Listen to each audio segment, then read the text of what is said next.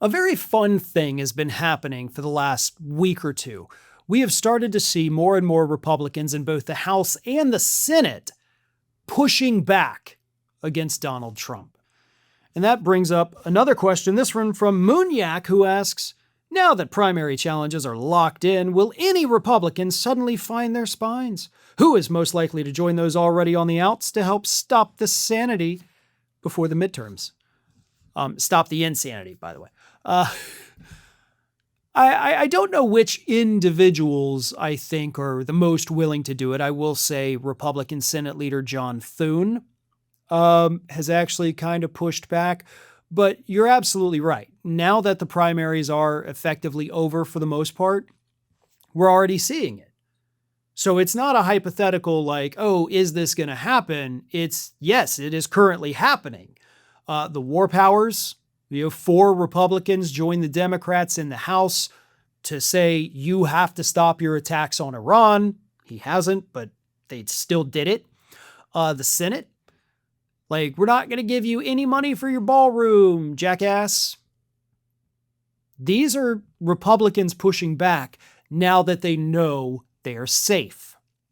And reports had come out back in December and January from Republicans themselves who spoke on the condition of anonymity, who told reporters like, yeah, things are a little rough right now and we're kind of doing everything Trump says. But once we get past the primary season, you're going to start seeing a lot more pushback. And at the time I said, yeah, I'll believe it when I see it. But we are seeing it. Problem, however, is we're not seeing enough of it. Only 4 Republicans in the House joined the Democrats to say you can't just attack another country without congressional authorization. Only 4 out of over 200?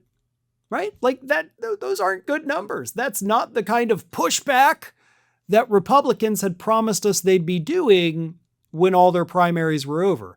They're still pathetic, weak, spineless cowards.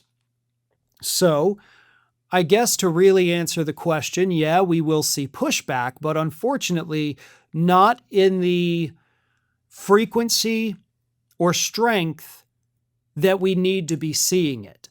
They will still, as a whole, in the House and Senate, go along with most of what Donald Trump wants to do.